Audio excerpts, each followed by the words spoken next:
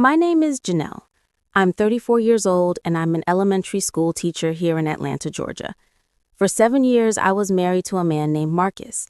He's 36, works as an insurance broker, and when we first met, I thought I'd found my forever. But this isn't a love story.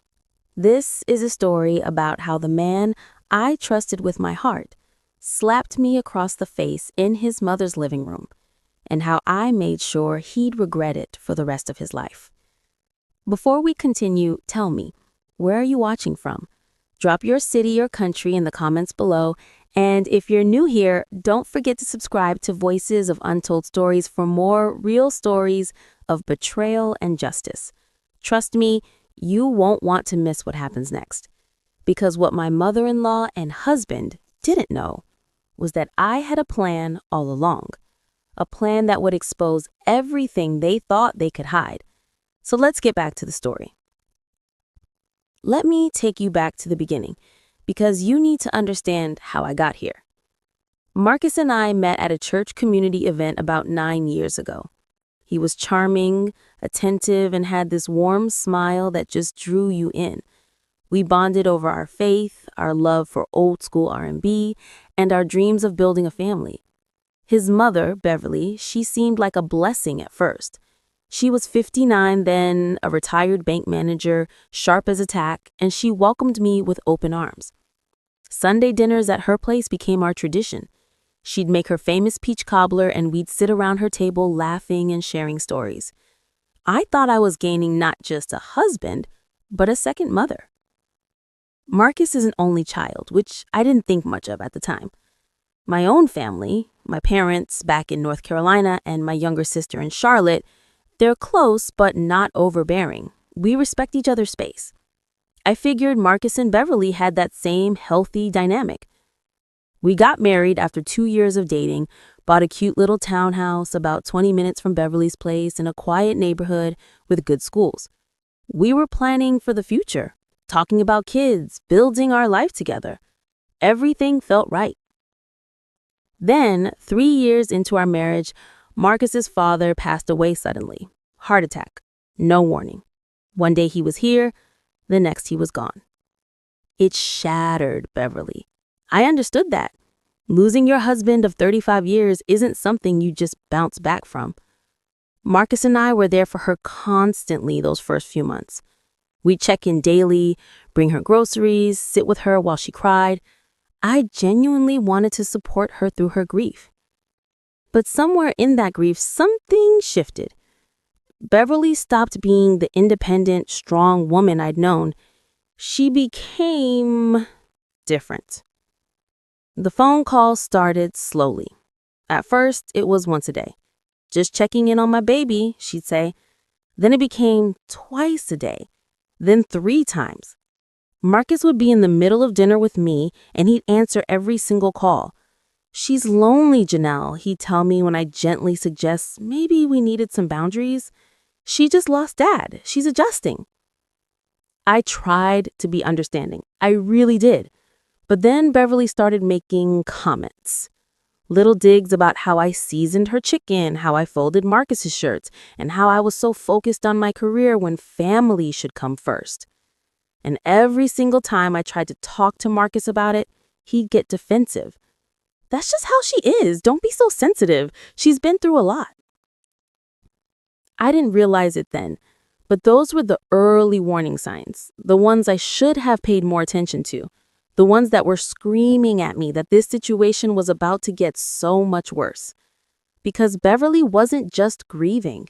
She was repositioning herself as the most important woman in Marcus's life, and she was going to make sure I knew it. Looking back now, I can pinpoint the exact moment when Beverly's behavior crossed from grieving widow to something much more calculated. It was about 6 months after Marcus's father died. I came home from work one Tuesday afternoon, exhausted from dealing with 28 third graders all day, and something felt off the moment I walked through my front door. The smell hit me first. Pine sol and lavender, Beverly's signature cleaning scent. Then I saw it. My kitchen had been completely rearranged. The coffee mugs I kept by the coffee maker moved to the cabinet above the stove. My spice rack that I had organized alphabetically reorganized by color, which made absolutely no sense. I walked into the laundry room and found all of Marcus's work shirts rehung, ironed a different way than I do it. My stomach dropped. I checked the side table by the door. The emergency key we'd given Beverly after Marcus's dad died was gone from where I'd left it that morning. She'd let herself into my home while I was at work and decided to fix everything I'd apparently been doing wrong. When Marcus got home, I tried to stay calm. "Babe, your mom was here today. She rearranged everything." He barely looked up from his phone. "Yeah, she mentioned she might stop by to drop off some Tupperware." I took a breath. "Marcus, she didn't just stop by. She used the key and went through our entire house. I need you to ask her to call before she comes over." His jaw tightened, that look I was starting to recognize. "Janelle, she's trying to help. You work long hours. She knows you're tired. Don't be ungrateful." Ungrateful. That word sat in my chest like a stone. Then came Thanksgiving. We were hosting at our place for the first time, and I'd been planning for weeks.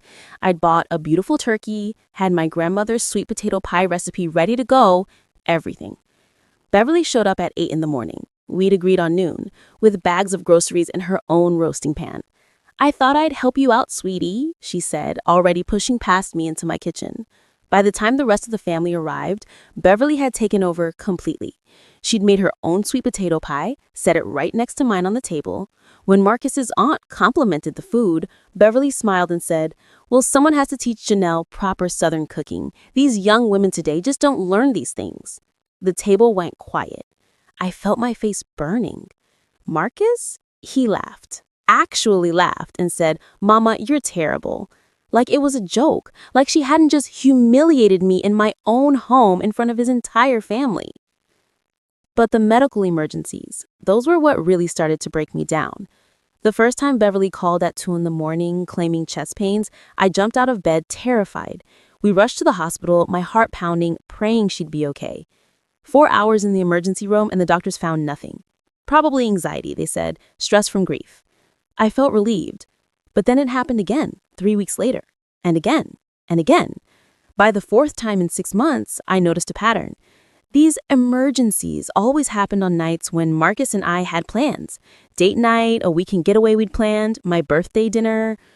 The last time we raced to the hospital, Beverly looked at Marcus from her hospital bed and said, "You know, if I lived closer, you wouldn't have to rush across town like this every time. What if it's real next time and you don't make it in time?" I saw it then, the manipulation clear as day. She wasn't scared. She was planting seeds. I tried setting boundaries. I really did. I asked Marcus to please have his mother call before visiting. You know what Beverly told him? "Your wife doesn't want me in my son's life. I've lost my husband, and now she wants to take my son too?" Marcus came home angry with me. "Can you just let it go, Janelle? She's lonely. Is it really that big of a deal?" But it was a big deal. Beverly was monopolizing every bit of Marcus's free time. Friday nights, that used to be ours, Beverly needed help with something. Saturday mornings, Beverly wanted to go to breakfast. Sunday after church, Beverly's house, always Beverly's house. I started questioning myself. Maybe I was being too sensitive. Maybe I was the problem. At church, older women would pat my hand and say things like, "A good wife honors her mother-in-law. Family is everything." Even my own friends would say, "Girl, that's just how mother-in-laws are. You've got to learn to deal with it." And Marcus, the man who promised to forsake all others, kept telling me I was overreacting, being difficult, making things harder than they needed to be. I started to feel crazy, like maybe I was imagining the coldness in Beverly's smile, the edge in her voice, the way she touched Marcus's arm just a little too long while looking directly at me. But deep down, underneath all that self-doubt, a small voice kept whispering the truth. This isn't normal. This isn't right. And it's only going to get worse. That voice, it was right. If I thought things couldn't get worse, I was painfully wrong. Beverly wasn't just testing boundaries. She was erasing them completely. It started with the family vacation. I came home one evening to find Marcus excited, talking about this beach house in Hilton Head that Beverly had booked for the 4th of July. "It'll be great," he said. "The whole family's going." I stared at him. "Marcus, we talked about going to visit my parents that weekend. I already requested the time off." He waved his hand dismissively. Mama already put down the deposit. We can see your parents another time. She'd planned an entire family vacation without consulting me, the daughter-in-law who would be expected to attend, and Marcus saw nothing wrong with it. But that was just the beginning. A few weeks later, I was checking our joint account to pay bills and noticed several large withdrawals I didn't recognize. When I asked Marcus about it, he got defensive immediately. I gave Mama access to the account for emergencies. She's on a fixed income now. I felt the room spin. You gave your mother access to our money without telling me? He looked at me like I was being unreasonable. It's not a big deal, Janelle. She's only supposed to use it for emergencies. Except Beverly's definition of emergency included new curtains for her living room, a tablet she needed, and eventually, this one still makes my blood boil, furniture. Not just any furniture. Furniture for what she called her future room in our house. I found the delivery confirmation email on our shared iPad. A bed frame, a dresser, and a nightstand, charged to our account, sitting in storage, waiting. When I confronted Marcus, he actually said, "She's just planning ahead. You know she can't live alone forever." Then I found out Beverly had been running a smear campaign. Marcus's cousin pulled me aside at a family barbecue and said, "I hope things get better for you guys. Aunt Beverly told us you've been having a hard time adjusting to marriage." My heart stopped. I asked what else Beverly had said. "Just that you're a little difficult, that you don't really understand family values. But don't worry, we know how she can be." Except they didn't know. They believed her. The church incident broke something in me. We were at Sunday service, and during prayer requests, Beverly stood up. "I want to ask for prayer," she said, her voice trembling with practiced emotion, "for wives who resist God's plan for family unity, for women who put their own desires above the needs of their husbands and their families. We need to pray that their hearts soften." She didn't say my name. She didn't have to. Half the congregation turned to look at me. I sat there, frozen, humiliated, while Marcus squeezed my hand like she'd just said something profound. But Beverly wasn't done. She called my principal, my boss. She told Mr. Henderson that I was dealing with a lot of stress at home and that she was worried it was affecting my ability to teach. She framed it as concern, but the damage was done. Mr. Henderson called me into his office, asking if everything was okay, if I needed time off. I'd never been so mortified in my life. I had to explain that my mother-in-law was interfering in my career, which sounded insane even as I said it. Then came the day I found Beverly in my bedroom, our bedroom. I'd forgotten my lunch and came home during my planning period. Her car was in the driveway. I walked in and found her going through my dresser drawers. "Beverly, what are you doing?" She didn't even look startled. "I was looking for those photos from Christmas to get them framed." The photos were in the living room. She was in my underwear drawer. Then she turned to me and said, "You know, if you and Marcus had children by now, you'd understand how important family is. But I suppose you're too focused on your career for that." The financial control reached a breaking point when Marcus told me he'd co-signed on Beverly's refinance mortgage. $40,000. He'd put our credit on the line without discussing it with me. She needed to lower her payments. What was I supposed to do? Let my mother lose her house? I begged Marcus to go to marriage counseling. He finally agreed. I thought maybe, finally, we'd get somewhere. We had our first appointment scheduled. The day before, Beverly called him crying, saying she felt like she was losing him, that I was trying to turn him against her. Marcus canceled the appointment. "We can reschedule it. Mama needs me right now." We never rescheduled. My sister came to visit that weekend. She saw everything. Beverly letting herself in without knocking, criticizing the way I'd set the table, monopolizing the entire visit. After Beverly left, my sister looked at me and said, "Janelle, this is not normal. This is toxic. You see that, right?"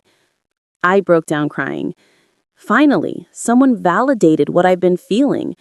But when Marcus came home and my sister tried to gently talk to him about boundaries, he exploded. "You're turning your family against my mother. This is exactly what she said you'd do." Beverly started showing up at my school during lunch, just standing outside, waving, bringing Marcus lunch that she'd drop off to him at work, which was nowhere near my school. She was marking territory. I started having anxiety attacks before every family gathering. I'd lose sleep for days leading up to Sunday dinners. I dropped 12 pounds in 2 months. I couldn't eat, couldn't sleep. I caught myself staring at my wedding ring, wondering if I'd made the biggest mistake of my life. Mr. Henderson pulled me aside again, his concern genuine this time. "Janelle, you're one of our best teachers, but something's going on. Whatever it is, please take care of yourself." My best friend Shanice was the one who finally said it.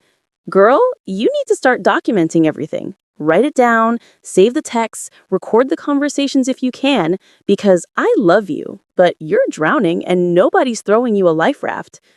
She was right. I was drowning, and the two people who were supposed to love me most were holding my head underwater.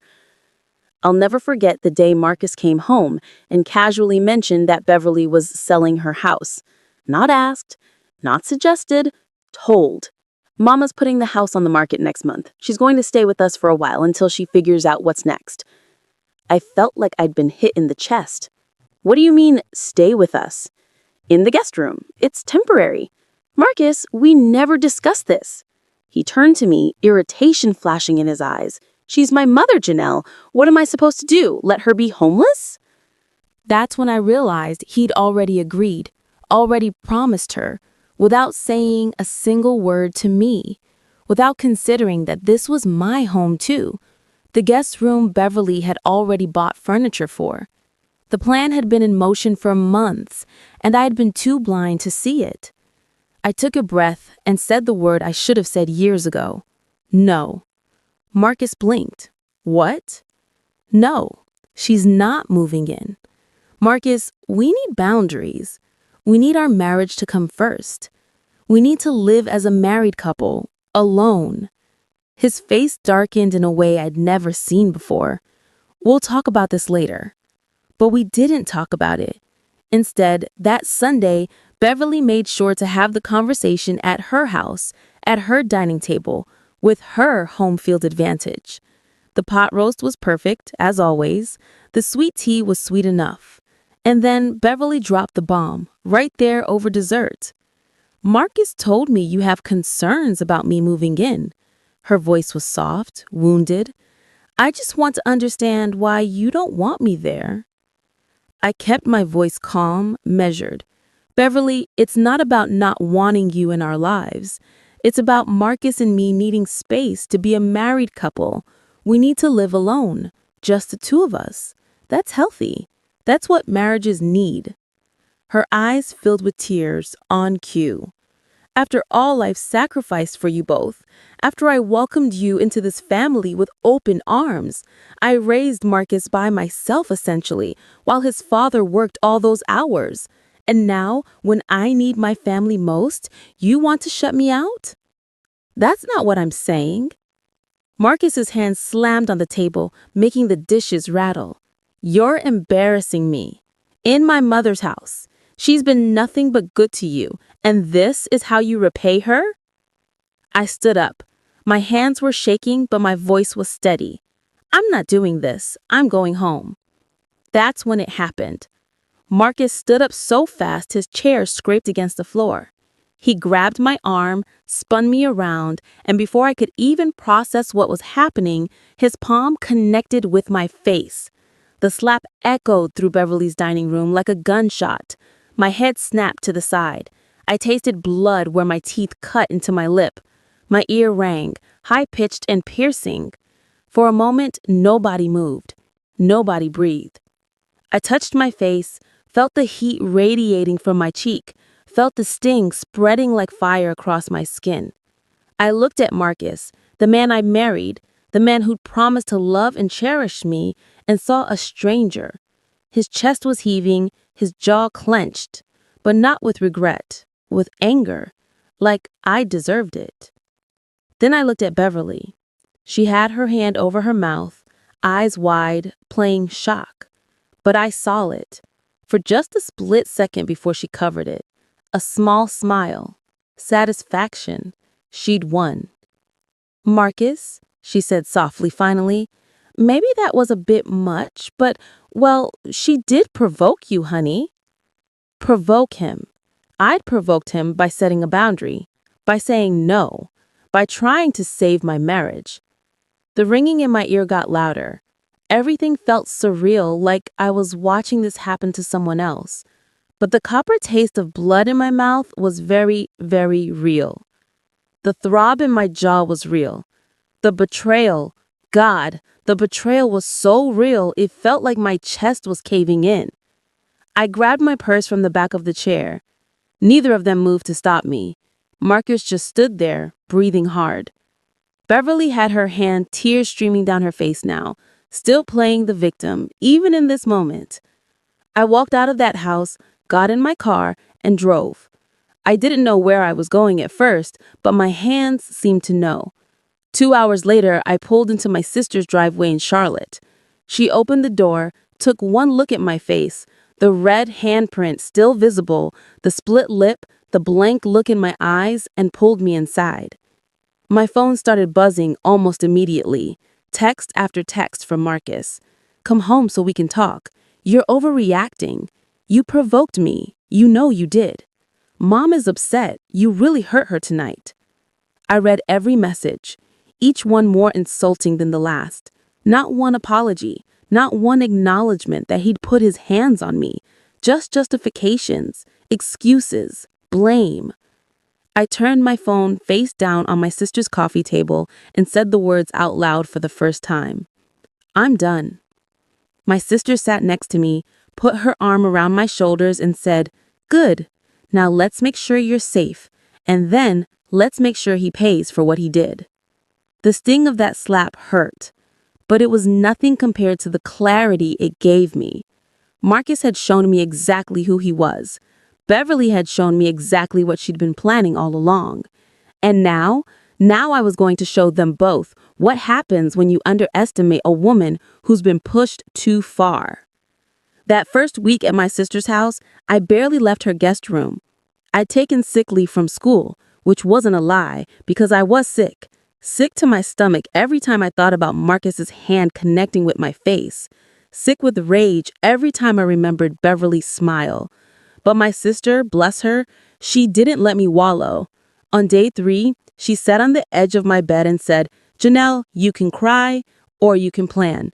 But Janelle, if you're really done, then let's make sure you come out of this protected. She was right. Crying wasn't going to change what happened. But planning could change everything that happened next. I started with a free consultation with the divorce attorney her friend recommended. Her name was Patricia Monroe, a Black woman in her 50s with kind eyes and a no-nonsense attitude.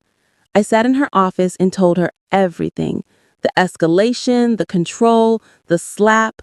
She listened without interrupting, taking notes. When she finished, she leaned back in her chair and said, Janelle, in Georgia, we take domestic violence seriously. But here's the truth. Documentation is everything. Without evidence, it becomes he said, she said.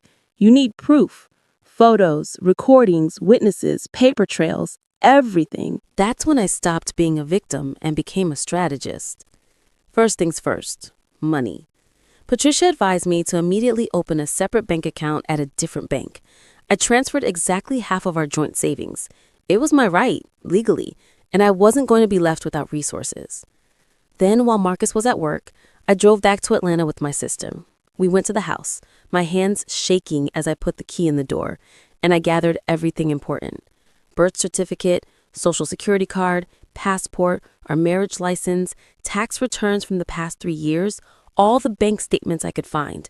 I photographed every single document with my phone. My sister kept watch, texting me updates, still clear, take your time. I downloaded a recording app on my phone. Legal in Georgia as a one-party consent state, Patricia had confirmed. I changed every password on every account I had, email, social media, banking, everything. Beverly had probably been given access to more than I knew. And my sister? She'd been taking photos of my face every day since I arrived.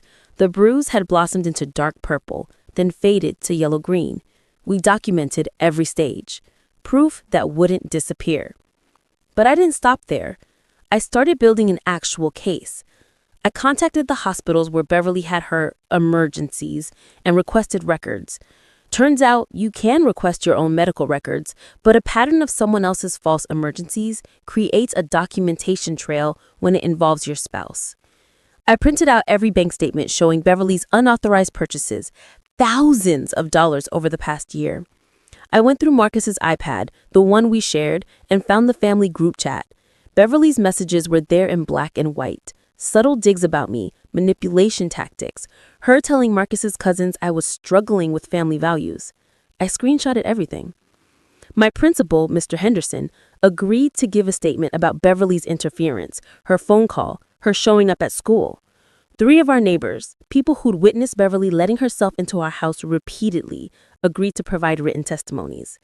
I wasn't just collecting evidence. I was building an ironclad case. Then Patricia said something that changed everything.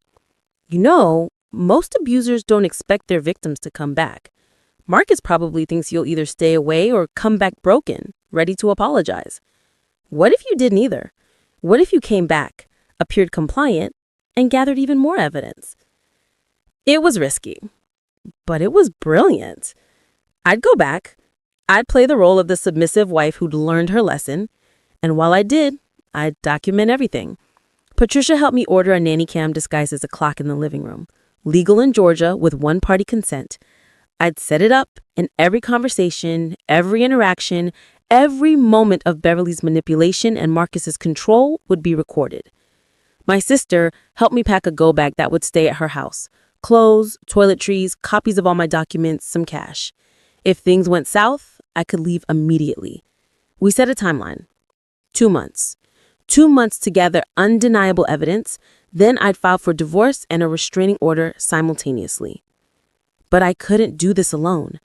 I called my parents in North Carolina and told them everything. My father, who'd always been quiet and steady, said, "Baby girl, whatever you need, money, a place to stay, a lawyer, it's yours. You protect yourself first." My mother cried, then got angry, then got determined. She said, "We've got your back, completely." My sister made me promise to check in with her every single day. She said, "If I don't hear from you by 9 p.m., I'm calling the police. I'm not playing." Shanice, my best friend, was horrified when she saw the photos of my face. She said, "I'm checking on you every day, and if you need me to come get you, I'm 20 minutes away. Always." Even Brother Williams, the associate pastor at church, who'd witnessed Beverly's public prayer humiliation, reached out after hearing I'd taken sick leave. "Sister Janelle, I don't know everything that's going on, but I want you to know that what I witnessed wasn't godly. If you need someone to speak truth about what they've seen, I will." I had my team, I had my plan, I had my evidence started. Now I just needed the courage to walk back into that house and play the part of my life, the compliant wife, while I systematically documented everything that would set me free. 2 days later, I drove back to Atlanta. I texted Marcus, "I'm ready to come home and talk." His response was immediate. "Good. Mama and I were worried about you." Of course, Beverly was there. Of course, she was part of this.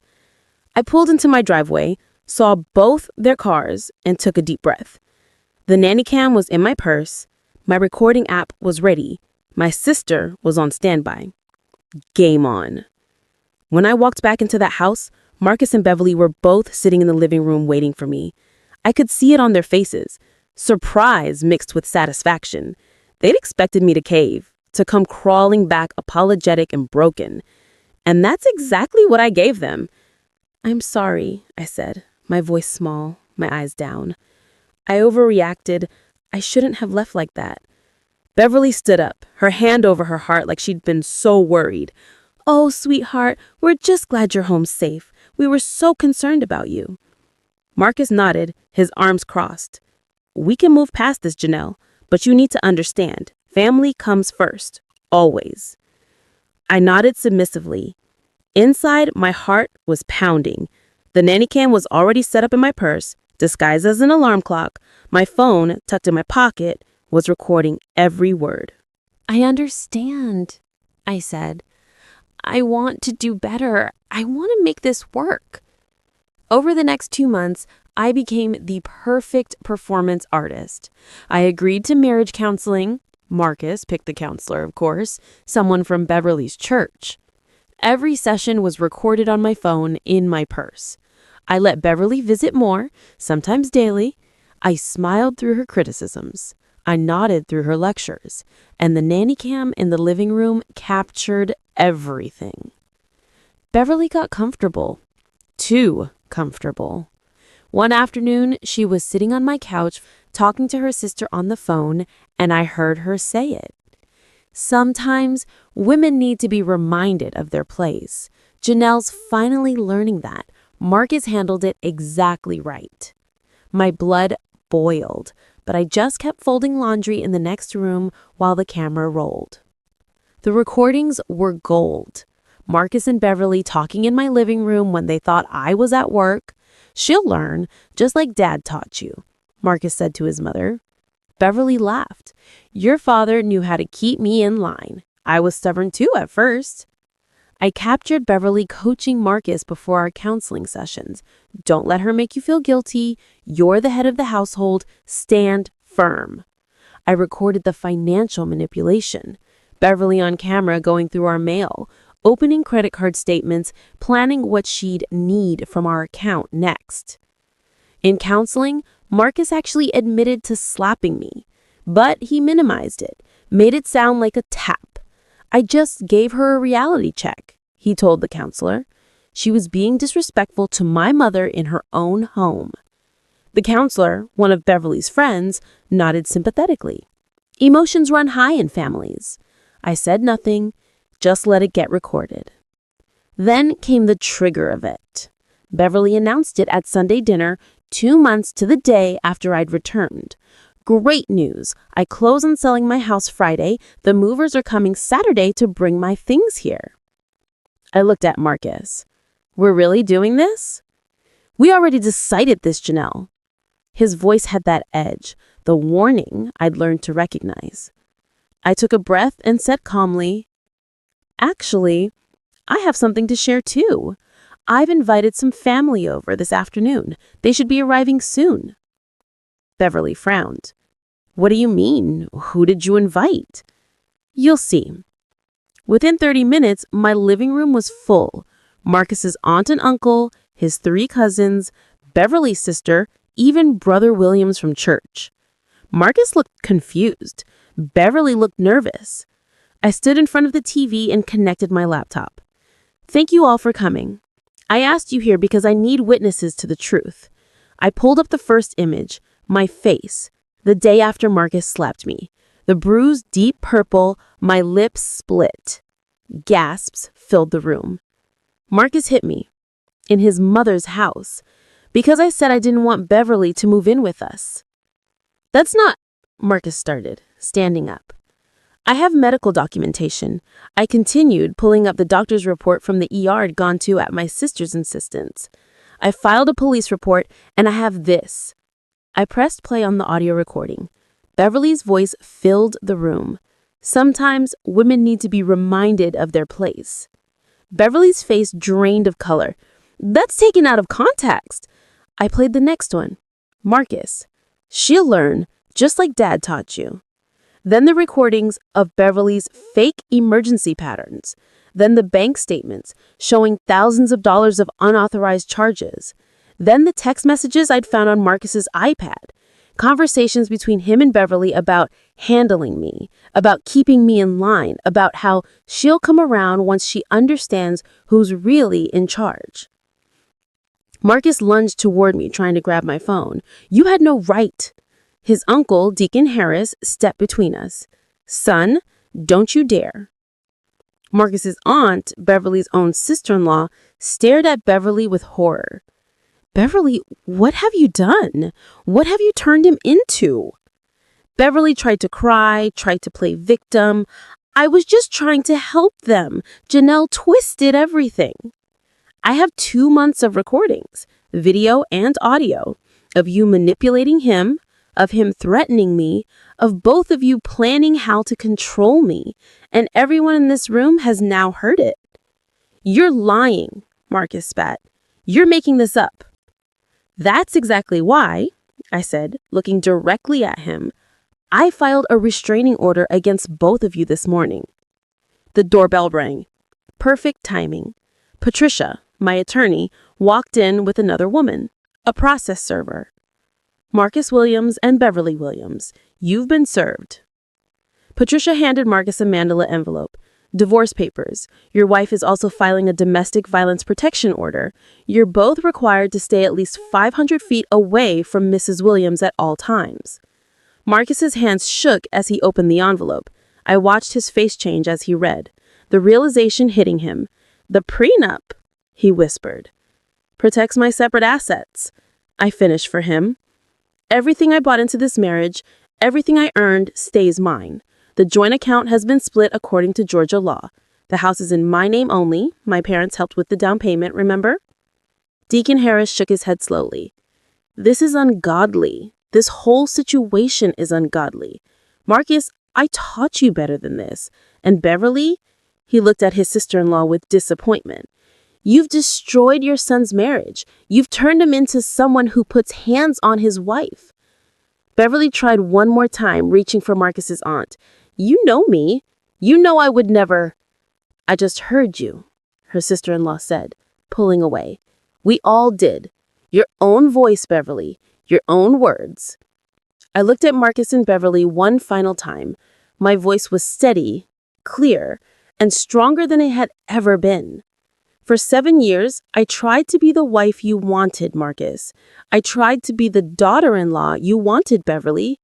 I set myself on fire to keep both of you warm, and you still weren't satisfied. You wanted to break me completely." I picked up my laptop, my evidence, my proof. And here's what you both forgot. I'm not weak. I'm strategic. And I protected myself the way neither of you ever would. Patricia stepped forward. "You both need to leave now. This is Mrs. Williams' property, and you both are now legally required to maintain distance." I watched them walk out of my house, Marcus furious, Beverly still trying to maintain her mask of innocence, even as it crumbled. The extended family stayed, some crying, some apologizing, all of them finally seeing the truth. As the door closed behind them, I felt something I hadn't felt in years. Free. The first week after the confrontation, Marcus tried everything to contact me. Phone calls, texts, emails, even showing up at my school parking lot. Every single attempt was blocked, documented, and reported to my attorney and the police. He left voicemails that ranged from angry, "You're destroying my life over nothing," to manipulative, "Baby, please, we can fix this. I love you." I saved every single one. Each violation of boundaries was more evident. Beverly, meanwhile, took to social media. She posted on Facebook about false accusations and a daughter-in-law who turned against family. She painted herself as the grieving widow who'd only tried to help, now being cruelly abandoned. Her post got dozens of sympathetic comments from people who didn't know the truth. So I did something I never thought I'd do. I released edited versions of the recordings publicly. Not everything, just enough. Beverly's voice saying women need to be reminded of their place, Marcus admitting to the slap, Beverly coaching him on how to handle me. The post went viral in our local community within hours. The comments on Beverly's Facebook post changed real quick. "This you, Beverly?" someone wrote, linking to the audio. Her friends started quietly unfriending her. Her smear campaign didn't just backfire, it exploded in her face. The church community split right down the middle. Some of the older generation stood by Beverly, saying I should have worked it out privately and honored my husband. But a lot of people, especially the younger families, the other wives, they reached out with messages of support. "Thank you for speaking up," one woman wrote. "I gave me courage to leave my situation too." Brother Williams preached a sermon that Sunday about spiritual abuse and how the church sometimes protects abusers in the name of family unity. He didn't name names, but everyone knew. Marcus's job found out because one of his coworkers attended our church. The recordings had spread through the community like a wildfire. His boss called him in for a meeting. While they couldn't fire him for personal issues, Marcus told his cousin later that the meeting was humiliating and that he was being watched closely. One of his major clients, a Black-owned business whose owner was very vocal about domestic violence, dropped his firm entirely. Word travels fast in Atlanta's Black professional community. Beverly's friends, the ones she'd had lunch with every Tuesday for years, the ones from her women's ministry, they started making excuses when she'd call. "I'm busy. I can't talk right now." One by one, they distanced themselves. Nobody wants to be associated with that kind of toxicity when there's recorded proof. The family fallout was swift and brutal. Marcus's extended family divided almost immediately. His aunt, the one who'd been at the confrontation, posted a public apology on Facebook. "I apologize to Janelle for not seeing what was happening sooner. I apologize for any part I played in enabling this toxic dynamic. Abuse is abuse, and there's no excuse." She cut Beverly off completely, blocked her on everything. Beverly's own sister, Marcus's aunt by marriage, reached out to Patricia offering to testify on my behalf if needed. I've seen Beverly's manipulation for years. I watched her control her husband the same way. I just never thought she'd do this to Marcus and his wife. My parents drove down from North Carolina the day after the confrontation and stayed for 2 weeks. My daddy, who's not an emotional man, cried when he saw the video of my bruised face. "I should have known something was wrong," he kept saying. My mama went into protective mode, cooking, organizing, making sure I ate and slept. Having them there reminded me what real family love looks like. The irony that everyone noted, Marcus moved back in with Beverly. After all that fighting about her not moving in with us, he ended up right back in his childhood bedroom. People talked about that for weeks. Shanice said she finally got what she wanted. Her son all to herself, no wife in the way. Hope she's happy. The legal proceedings moved faster than I expected. Marcus violated the restraining order twice in the first month, once showing up at my house at night, once following me from the grocery store.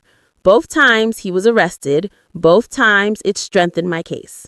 Patricia said Marcus's attorney basically told him he had no leg to stand on and advised him to settle the divorce quickly and quietly. Beverly tried to involve herself in the proceedings, calling Marcus's attorney, trying to file statements, but it was all documented as harassment and interference. The criminal domestic violence case was opened by the DA's office. In Georgia, even if I didn't want to press charges, the state could prosecute based on the evidence. The DA assigned to the case told me, "We have recorded admissions, photographic evidence, medical documentation, and the pattern of escalating abuse. This is one of the strongest cases I've seen." Then came the consequences nobody expected. A local news station picked up the story, not from me, but from someone in the church who had leaked it. They covered it as "Local Teacher Exposes Domestic Abuse and Mother-in-Law's Manipulation." I stayed anonymous in the broadcast. They protected my identity, but the story resonated. The station's Facebook post got thousands of shares. 3 other women from our church reached out to me privately. Each one had a story about Beverly. One had been engaged to a man years ago. Beverly had manipulated the relationship until they broke up. Another had been a close friend of Marcus's in college. Beverly had driven a wedge between them. A third had witnessed Beverly emotionally abusing Marcus's father before he died. She said, "I always wondered if his heart attack was partly from stress. Beverly made that man's life hell." Marcus lost 2 more major clients within a month. His reputation in the professional community was damaged. People didn't want to do business with someone who'd been exposed as an abuser. His income dropped by almost 40%. And Beverly? The church leadership called her in for a meeting. They asked her to take a break from her position in women's ministry leadership. Translation, they removed her. But tried to let her save face. She was furious from what I heard. But what could she say? The recordings existed. Her own words had condemned her. My principal, Mr. Henderson, was incredible. He called me into his office not to reprimand me, but to tell me the school board had commended my courage. He said, "You showed incredible strength and you handled an impossible situation with grace and intelligence. We're proud to have you on our staff." Later, I found out he shared my story, with my permission, at a school board meeting about recognizing signs of domestic abuse in staff and students. The aftermath was messy and painful and complicated. But with every day that passed, with every person who reached out to support me, with every legal victory Patricia secured, I felt stronger. Marcus and Beverly had tried to break me, tried to control me, tried to make me small. Instead, they'd created someone who refused to ever be silenced again. 6 months after that confrontation in my living room, I sat in a courthouse and watched a judge sign my divorce decree. Final, official, over. The judge also extended the protection order for the maximum 5 years allowed by Georgia law. Marcus was ordered to pay spousal support, not a fortune, but enough that every month he'd be reminded of what he'd lost. Beverly was legally forbidden from contacting me in any form. If she violated it, she'd face criminal charges. Walking out of that courthouse, I felt lighter than I had in years. 1 year after the divorce, my life looked completely different, and I mean that in the best way possible. I transferred to a school across town, somewhere Beverly had never been, somewhere I could start fresh. Within 6 months at the new school, I was promoted to assistant principal. My principal there told me, "Your strength, your organizational skills, the way you advocate for yourself and others, that's exactly what leadership looks like." I bought my own condo in a different neighborhood entirely. 2 bedrooms, a balcony with a view, and it was mine, all mine. My name on the deed, my furniture, my rules, my peace. I painted the walls colors I loved. I adopted a cat named Justice. Shanice said I was being dramatic, but I didn't care. Through the grapevine, because Atlanta's Black community is small in all the ways that matter, I heard that Marcus got remarried. Fast, less than a year after our divorce was final. And guess what? His new wife moved in with him and Beverly. The same situation he'd tried to force on me, he'd found someone who'd accept it. I didn't know whether to laugh or feel sorry for the woman. Turns out, I should have felt sorry for her because Beverly's behavior didn't change just because the wife changed. Within months, Marcus's new wife filed a complaint with the police about Beverly's harassment. I heard she tried to get her own restraining order but didn't have enough evidence. I wondered if she knew about me, if she'd heard the story. I hope she got out before it got as bad as it did for me. Beverly's health actually declined during this time, and for once, it was real. Stress-related issues, high blood pressure, anxiety. Her sister told someone who told Shanice who told me. Part of me felt bad, but the bigger part of me remembered that this was a woman who smiled when her son hit me. My sympathy had limits. Now, 2 years post-divorce, I'm in a place I never imagined I'd be. I'm in therapy, weekly sessions with the counselor who specializes in trauma and domestic abuse. She's helping me unpack everything, understand the patterns I missed, heal the parts of me that still carry pain. And I'm dating again. Slowly, carefully, but I'm open to it. I'm learning what healthy love looks like, what respect feels like, what it means when someone actually considers your feelings.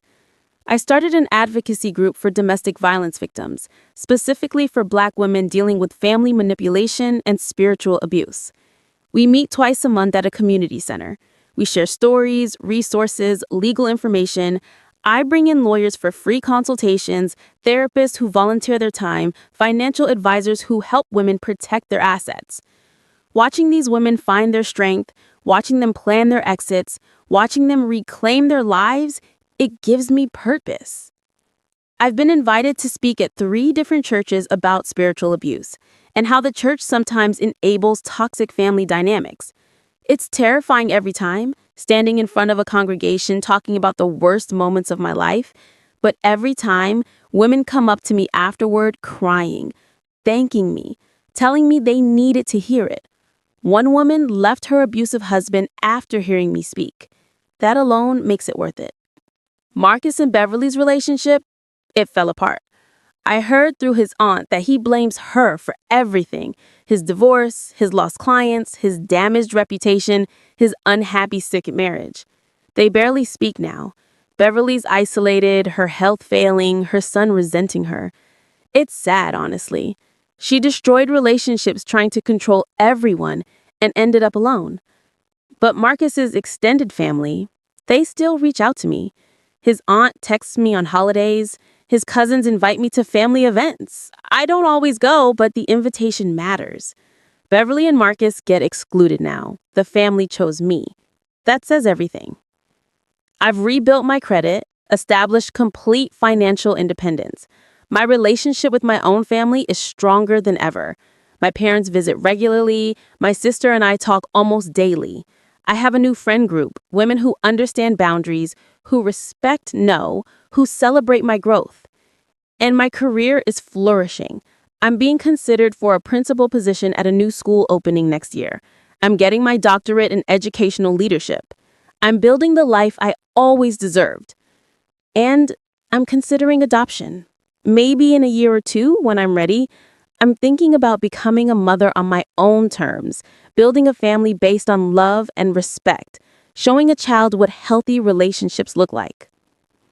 2 years ago, Marcus slapped me and thought he'd broken me. 2 years ago, Beverly smiled and thought she'd won. But standing here now, in my own condo, with my career thriving, my healing progressing, my future wide open, I'm the one who won. I didn't just survive Marcus and Beverly. I rebuilt myself into someone stronger, wiser, and completely unbreakable. And that's the greatest revenge of all. Looking back, there are things I'd do differently. I wish I'd started documenting from the very first boundary violation. That first time Beverly let herself into my house uninvited. That first passive-aggressive comment. That first moment Marcus dismissed my feelings. If I kept a journal from day one, dated every incident, saved every text, I would have had years of evidence instead of scrambling to gather it all at the end. I wouldn't have waited so long to seek legal counsel either. That free consultation with Patricia should have happened 2 years earlier when I first felt trapped. And I would have told more people what was happening. Beverly and Marcus's power came from my isolation. They counted on me being too embarrassed, too ashamed, too private to tell anyone the truth. Isolation gives abusers power. Community takes it away. But there are things I'm incredibly glad I did. Returning home to gather evidence was terrifying, but it was the key to protecting myself legally. Staying calm during the final confrontation, not screaming, not breaking down, just methodically presenting facts, that made all the difference. People couldn't dismiss me as emotional or unstable. I protected my finances first, which gave me options and freedom. And most importantly, I didn't accept blame. I didn't let them gaslight me into believing I was the problem. I trusted my own perception of reality, even when everyone around me questioned it. If you're reading this and seeing yourself in my story, please hear me. Document everything. I mean everything. Dates, times, what was said, who witnessed it. Save texts and emails. Record conversations if your state allows it. Georgia is one-party consent, but check your local laws. Take photos of injuries, even small ones. Create a paper trail that can't be denied. Protect your finances immediately. Open a separate bank account they don't know about. Monitor your credit. Gather important documents, birth certificates, social security cards, tax returns, and keep copies somewhere safe outside your home. Financial abuse is real, and economic dependence keeps people trapped. Build your support system and don't let them isolate you. Tell people you trust what's happening. Tell your family, your close friends, your pastor, or therapist. Abusers work in darkness and silence. Shine light on the situation. And know your rights. Free legal consultations exist. Domestic violence hotlines offer resources. Restraining orders are available. You have more options than you think. Get individual therapy, not couples counseling. Couples counseling assumes both people are operating in good faith.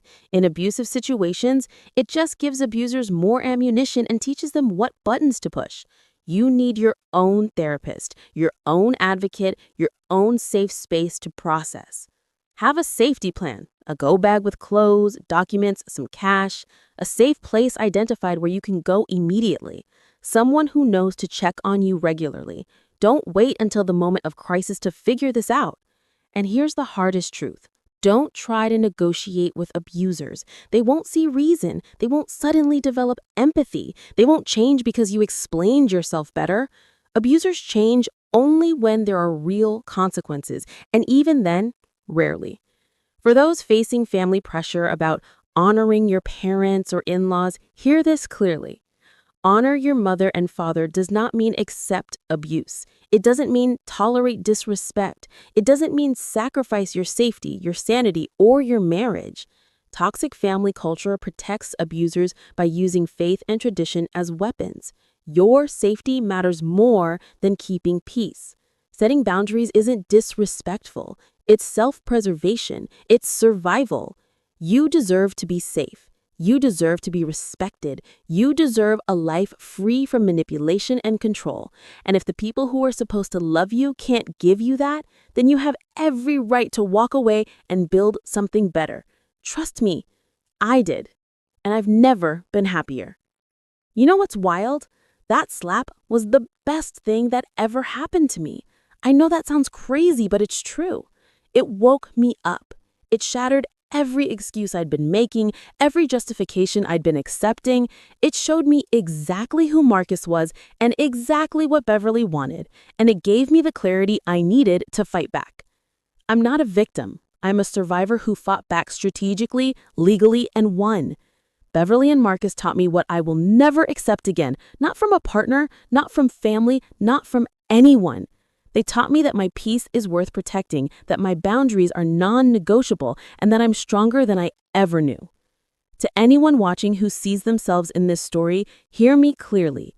You deserve better. You deserve respect. You deserve safety.